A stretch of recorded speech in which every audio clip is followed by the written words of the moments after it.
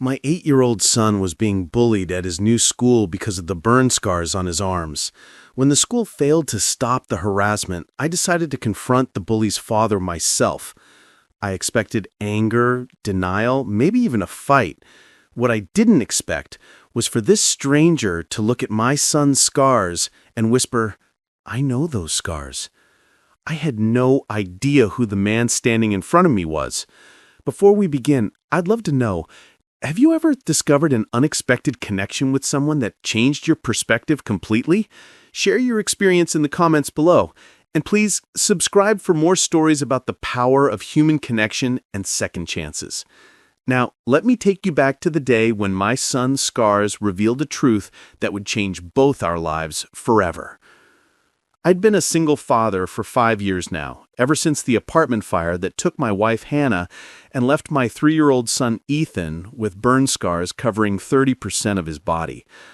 The physical scars had healed as well as they could, but the emotional ones, for both of us, were still raw. Ethan was 8 now, a bright, sensitive kid who loved dinosaurs and building with Legos. He was also incredibly resilient, having adapted to life with his scars better than I had ever imagined possible. But that resilience was being tested at his new school in ways that broke my heart. We'd moved to a different district within the city because I'd gotten a promotion that required a longer commute, and the new school district was supposed to be better. What I hadn't anticipated was how cruel children could be to someone who looked different. It started small. Whispered comments, stares, kids avoiding sitting next to Ethan at lunch, but it escalated quickly when one particular boy, Tyler Thompson, decided to make my son's life miserable. "Dad," Ethan said one evening as I was helping him with homework, "am I a monster?" The question hit me like a punch to the gut. "What do you mean, buddy?" "He says I look like a monster because of my arms. He says that's why my mom died, because monsters can't have normal families." I felt rage building in my chest, the kind of protective fury that only a parent can understand. "Ethan, look at me," I said, kneeling down to his level. "You are not a monster. You are brave and kind and smart and the best son any dad could ask for. Those scars on your arms, they're proof that you're a survivor. They're proof that you're stronger than anything life can throw at you." Then why does Tyler say those things? Because some people don't understand that being different doesn't mean being less. And sometimes when people don't understand something, they get scared, and when they get scared, they say mean things.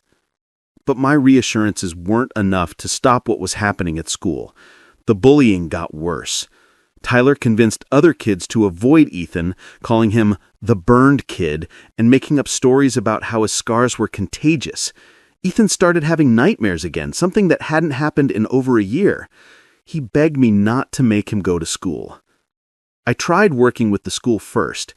I met with Ethan's teacher, Mrs. Alvarez, who was sympathetic but seemed overwhelmed. "Mr. Walsh, I've spoken to Tyler several times. I've also contacted his parents, but honestly, bullying is such a complex issue, and Tyler is, well, he's dealing with some challenges at home." "What kind of challenges?" I asked. I can't share specifics due to privacy concerns, but let's just say his family situation is complicated. His father is struggling with some personal issues. I met with the principal next, a well-meaning woman named Dr. Norris, who spoke in educational jargon about restorative justice and conflict resolution strategies. "We're implementing a comprehensive anti-bullying program," she assured me. "Tyler will be participating in peer mediation sessions, and we're going to have a school-wide assembly about acceptance and inclusion." But weeks passed, and nothing changed. If anything, Tyler seemed emboldened by the lack of real consequences. The final straw came when Ethan came home with his favorite dinosaur t-shirt torn.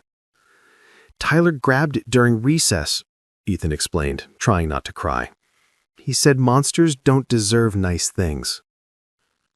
That night, after Ethan was asleep, I made a decision. The school wasn't protecting my son, so I would handle this myself. I was going to pay Tyler Thompson's family a visit. I found their address in the school directory and drove over on a Saturday morning. The house was in a modest neighborhood, a small ranch-style home with an overgrown yard and peeling paint. There was a pickup truck in the driveway and a motorcycle covered by a tarp in the garage. I knocked on the front door, my heart pounding with a mixture of anger and determination. I had rehearsed what I was going to say. I was going to explain that their son was tormenting mine, how they needed to take responsibility and put a stop to it. The door opened, and I found myself face to face with a man who looked to be in his early 40s. He was tall, with graying hair and tired eyes that spoke of someone who had seen too much.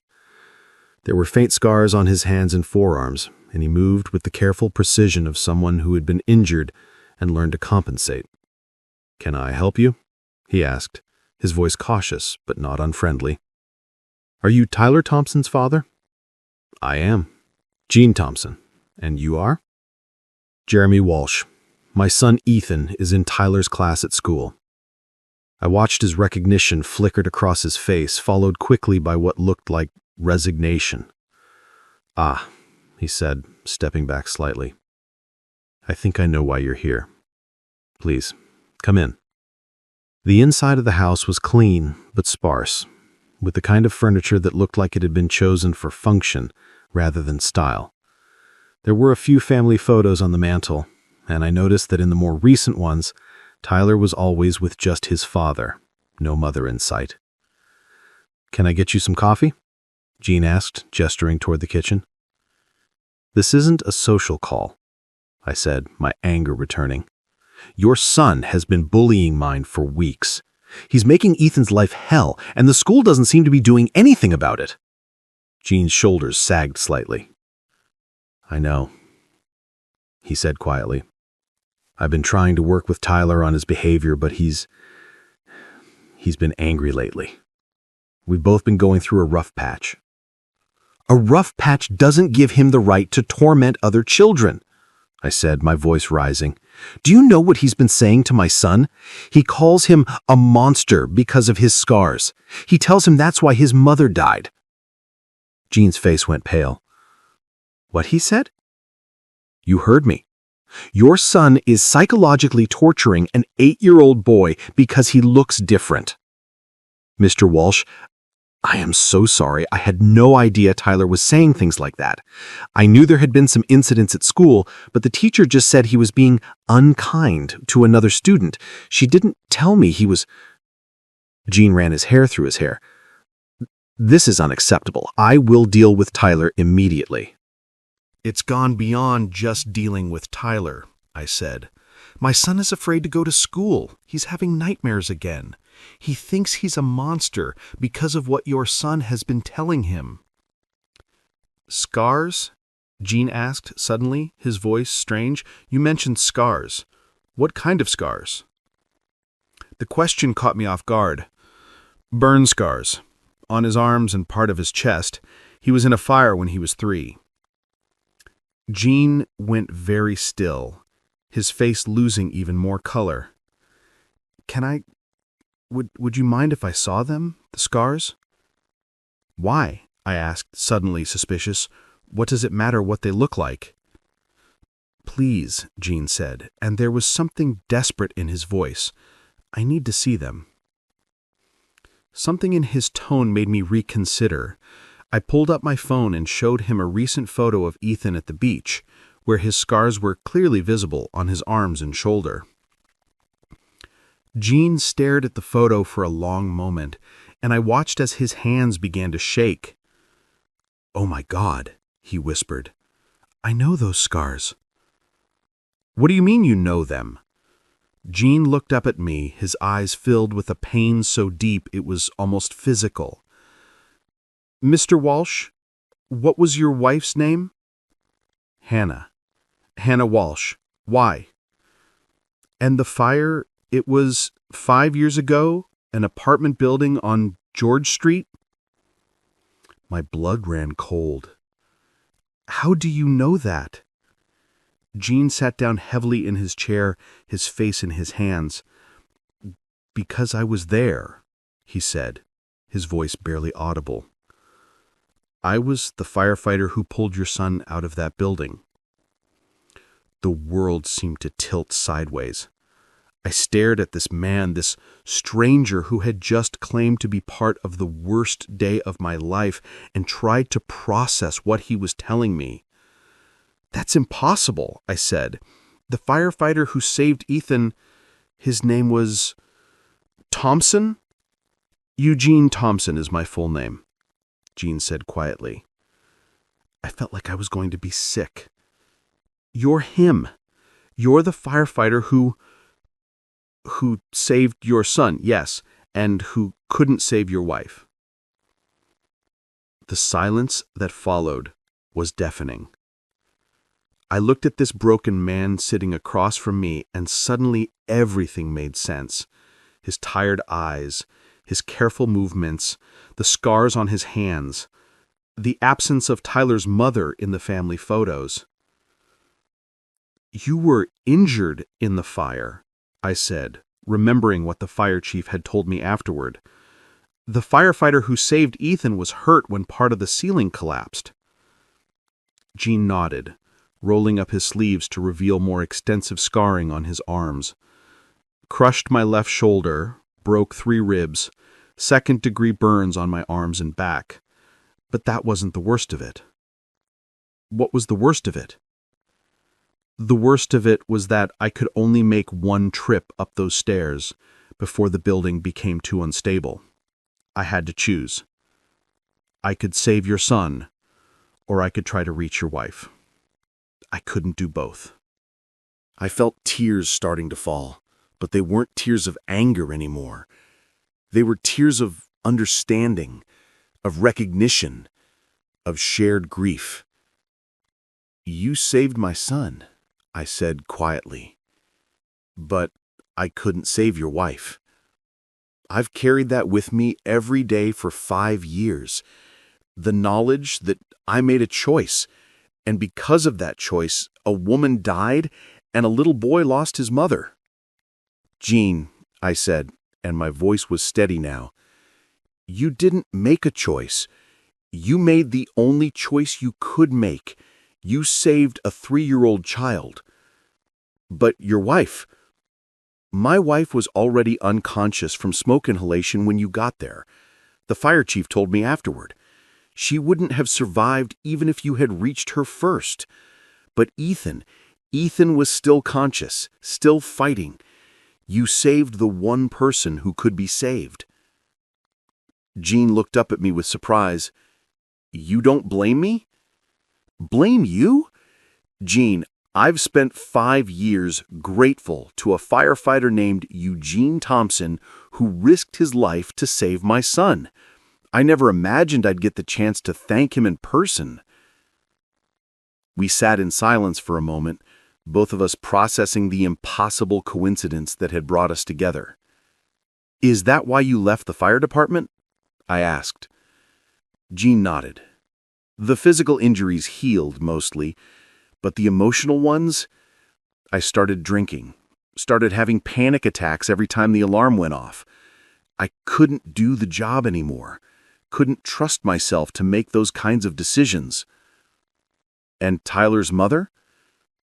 Left 2 years ago, said she couldn't handle being married to a broken man.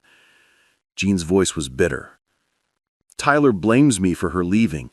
He's been angry ever since, acting out at school, getting into fights. I've been trying to help him, but I'm barely keeping my own head above water. So he's been taking his anger out on other kids.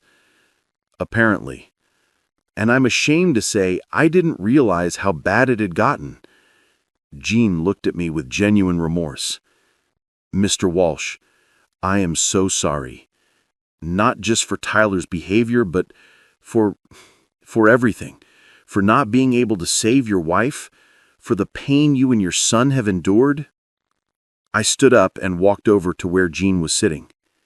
Jean, look at me. He raised his eyes to meet mine. You have nothing to apologize for. You are a hero. You saved my son's life, and you nearly died doing it. The fact that Tyler has been bullying Ethan doesn't change that. But Tyler doesn't know, Jean said quietly. He doesn't know about the fire, about your son. He just sees a kid with scars and he's been cruel. Then maybe it's time he learned the truth. Jean was quiet for a long moment. You're right, he said finally. Tyler needs to understand what real courage looks like and what real consequences are. Where is he now? In his room. He's been grounded for the past week because of a fight at school. Jean stood up. Would you be willing to stay while I talk to him? I think he needs to hear this story, and I think he needs to meet the boy whose life I saved. Ethan's not with me today. He's at his grandmother's house. That's okay. Tyler needs to hear this first, then maybe we can arrange for the boys to meet properly. Jean called Tyler downstairs, and I watched as a sullen-looking boy of about 8 trudged into the living room. He had his father's dark hair and the same tired eyes, but there was an anger in his expression that spoke of pain he was too young to understand. Tyler, Jean said. His voice was firm but gentle. This is Mr. Walsh. He's Ethan's father. Tyler's expression immediately became defensive. I didn't do anything. Son, sit down. We need to have a conversation. For the next hour, Jean told Tyler the story of the fire.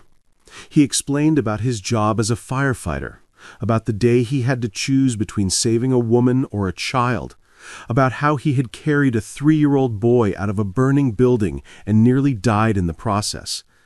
Tyler listened with growing amazement and horror. The little boy I saved, Jean said, was Ethan, the boy you've been calling a monster. Tyler's face went white. Ethan? But his scars are proof that he survived something that should have killed him. They're proof that he's braver and stronger than most adults I know. But I called him... Tyler's voice trailed off as the full weight of what he had done began to sink in. You called him a monster, Jean said quietly. You tormented a child who had already lost his mother and nearly lost his own life. Tyler began to cry then, not the angry tears of a frustrated child, but the deep, remorseful sobs of someone who truly understood the magnitude of their actions. I'm sorry, he whispered. I'm so sorry. I didn't know. I know you didn't know, Jean said, pulling his son into a hug. But that's not an excuse. We don't get to be cruel to people just because we don't understand their story. Can I tell him I'm sorry? I spoke up for the first time since Jean had begun his story. Tyler, I think Ethan would like that very much. But more than an apology, I think he'd like a friend. A friend? Someone who sees him for who he really is. A brave, kind, smart boy who happens to have some scars. Tyler nodded eagerly. I want to be his friend. I want to make up for what I did. The following Monday, I walked Ethan to school myself. He was nervous, clutching my hand tightly as we approached the building. Dad, what if Tyler is mean to me again? I don't think he will be, buddy. But if he is, you come find me immediately, okay? We were barely through the front door when Tyler appeared, his father right behind him. Jean and I had arranged this meeting, but Ethan didn't know what to expect. Tyler walked up to Ethan, his face serious but kind. Ethan, I'm Tyler. I'm sorry. Ethan looked up at me uncertainly, then back at Tyler. I was really mean to you, Tyler continued. I called you names and made you feel bad about your scars. But I didn't know. I didn't know that you're a hero. A hero? Ethan asked, confused. Tyler looked back at his father, who nodded encouragingly. My dad told me about the fire, about how he saved you when you were little. He said your scars aren't ugly. They're proof that you're the bravest person he ever met. Ethan's eyes widened, and he looked up at Jean with recognition dawning on his face. You're the firefighter, the one who carried me out? Jean knelt down to Ethan's level, his eyes bright with unshed tears. I am. And I've thought about you every single day for 5 years, wondering if you were okay, if you were happy, if you remembered anything about that day. I remember someone holding me, Ethan said quietly. Someone telling me I was going to be okay. Was that you? That was me, Jean said with his voice thick with emotion. And you were okay. You were so much more than okay. You grew up to be an amazing, brave little boy. Tyler stepped forward again. Ethan, I was really mean to you because I was angry about other stuff, and I took it out on you. That was wrong. Really, really wrong. Can you maybe forgive me? Ethan looked at Tyler for a long moment, then at his father, then at me. My dad always says that forgiveness is a gift we give ourselves, not just other people. That's right, buddy. Okay, Ethan said to Tyler. I forgive you, but you have to promise not to be mean to other kids who look different. I promise, Tyler said solemnly. And can we be friends? I could show you my Lego collection. Your dad said you like building things. For the first time in weeks, I saw Ethan's face light up with genuine excitement. You have Legos? What kind? All kinds. I have the big Millennium Falcon and some dinosaur sets and... As the boys began chattering about their shared interests, Jean and I stepped aside. Thank you, he said quietly, for bringing him here today, for letting Tyler apologize, for forgiving me. Jean, there's nothing to forgive, but I do have something to ask you. Anything.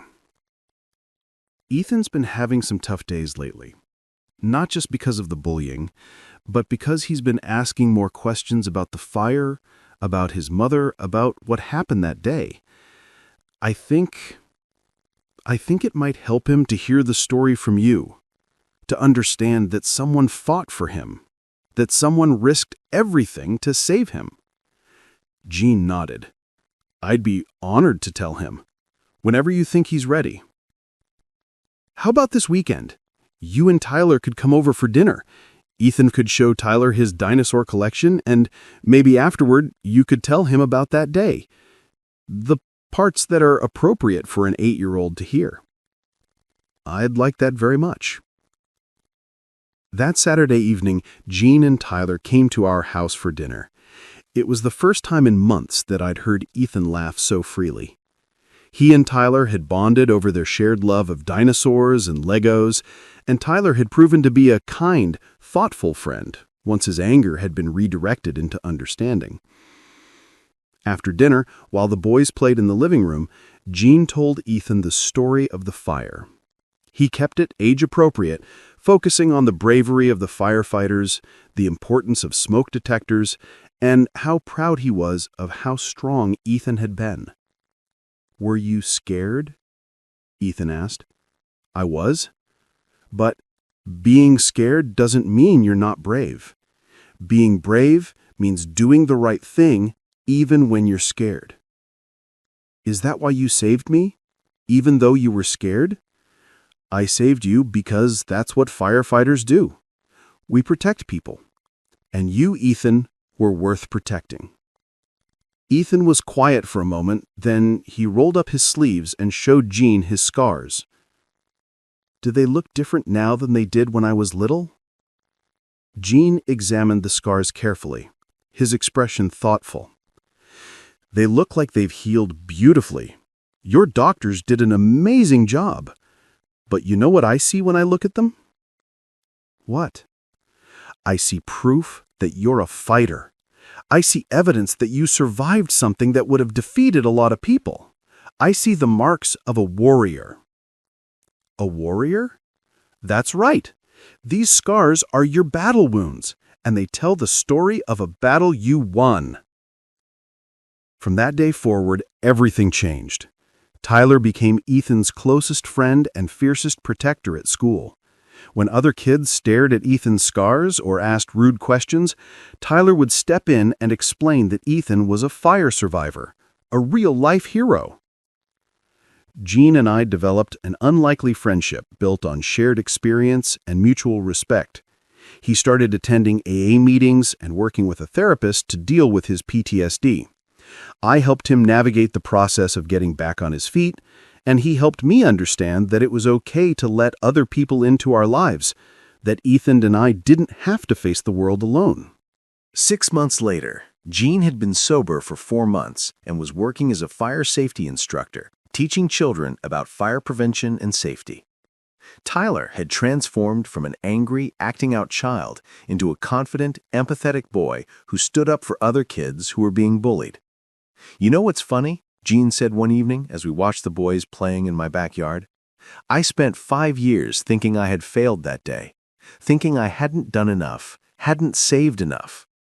And now? Now I realize that saving Ethan wasn't just about that one day. It was about giving him the chance to become who he is now. It was about giving you the chance to raise an incredible kid. It was about creating a ripple effect that's still spreading." What do you mean? Look at Tyler. A few months ago, he was angry and hurting and taking it out on other kids. Now he's learned about courage and compassion and standing up for people who need help. That's because of Ethan. That's because of the example your son set. I watched as Ethan patiently helped Tyler build a complicated Lego structure, the two boys working together with the easy camaraderie of true friends. "You're right," I said. "Ethan's scars used to be a source of shame for him. Now they're a source of strength. And Tyler's learned that real strength isn't about making other people feel small. It's about lifting them up." A year later, Gene was back to full-time work as a fire safety coordinator for the school district. Tyler and Ethan were inseparable best friends, and I had learned that sometimes the most unexpected connections can become the most meaningful relationships in our lives. The scars that had once made my son a target for bullying had become the bridge that connected our family to people who understood our journey in ways no one else could. Gene had saved Ethan's life in that fire 5 years ago, but in many ways, Ethan had saved Gene's life too, by giving him a chance to see that his actions that day had mattered, that the choice he'd made had been the right one, that he was still the hero he'd always been. Sometimes I think about how different our lives would have been if I hadn't decided to confront Tyler's father that day, if I had just accepted the school's inadequate response to the bullying, if I had transferred Ethan to yet another school, if I had let anger and frustration drive my decisions instead of love and determination. But I'm grateful every day that I made the choice to fight for my son, because in fighting for him, I found something I didn't even know we were missing: a family that understood our story, friends who saw Ethan's scars as marks of courage rather than difference, and a community built on the foundation of shared experience and mutual support. Ethan's scars will always be part of his story, but now, instead of being a source of shame or pain, they're a reminder of his strength, his survival, and the incredible connections that can grow from the most unexpected places. They're proof that sometimes our greatest wounds can become our greatest gifts, and the people who understand our pain the best are often the ones who helped us survive it in the first place. An absolutely powerful story about how our greatest pain can become the bridge to our greatest healing, and how the scars we carry can connect us to people who understand our journey in ways no one else can. What do you think of Gene's transformation from a broken man carrying guilt to someone who found purpose again? Let us know your thoughts in the comments below. If you were moved by this incredible story about forgiveness, unexpected connections, and the healing power of truth, please show your support by hitting that like button, and be sure to subscribe for more inspiring stories that prove we're all more connected than we realize. Don't forget to click the notification bell so you never miss an upload. Thanks for watching, and we'll see you in the next one.